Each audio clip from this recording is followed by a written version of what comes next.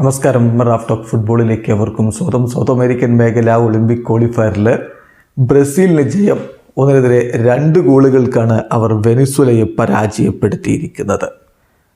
ഇപ്പം ഫൈനൽ റൗണ്ടിൽ ആദ്യ കളിയിൽ ബ്രസീൽ തോറ്റിരുന്നു, പരാഗ്വേയുടെ 1-0 തോറ്റിരുന്നു. അതുകൊണ്ട് ഈ കളി വിജയിക്കുക എന്നുള്ളത് അവർക്ക് പ്രധാനപ്പെട്ട കാര്യമായിരുന്നു. അതും ഗ്രൂപ്പ് സ്റ്റേജിൽ പ്രാഥമിക ഗ്രൂപ്പിൽ വെനിസ്വലയുടെ അവർ 3-1 തോറ്റതാണ്. അതുകൊണ്ട് കാര്യങ്ങൾ കടുക്കുമെന്നാണ് കരുതിയത്. കടുത്ത പോരാട്ടം തന്നെയായിരുന്നു. പക്ഷേ 2-1 ഒടുവിൽ ബ്രസീൽ വിജയിച്ചു കയറി. ബ്രസീലിനായിട്ട് മൗറീസിയോയും വിളോയുമാണ് ഗോളുകൾ കണ്ടെത്തിയത്.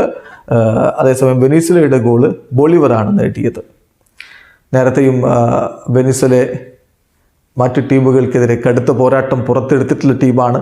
അതുകൊണ്ട് സംഗതി അത്ര എളുപ്പമായിരിക്കില്ല എന്നുള്ളത് ബ്രസീലിന് വ്യക്തമായിരുന്നു. ബ്രസീലിൽ മികച്ച ടീമിനെ തന്നെയാണ് ആദ്യ 11-ൽ ഇറക്കിയത്. എൻട്രിക്കും ജോൺ കെന്നഡിയും മൊറീസിയോയും ഒക്കെ ആദ്യ 11-ൽ തന്നെ കളിക്കാനിറങ്ങി. മത്സരത്തിൻ്റെ ആദ്യ പകുതി ഗോൾ രഹിതമായിരുന്നു. രണ്ടാം പകുതിയിൽ 57-ാമത്തെ മിനിറ്റിൽ ഗോൾ നേടിക്കൊണ്ട് ബ്രസീലിനെ മൊറീസിയോ മുന്നിലേക്ക് എത്തിച്ചു.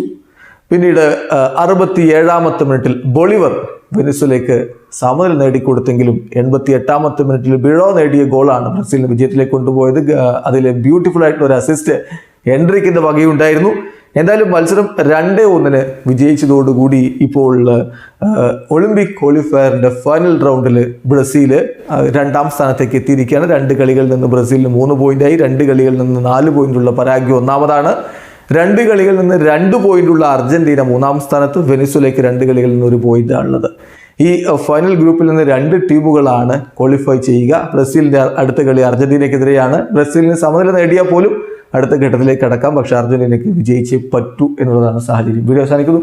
ഫുട്ബോൾ ലോകത്തെ കൂടുതൽ വിശേഷങ്ങളുമായി റാഫ് ടോക്സ് കൊണ്ടുവെത്താം.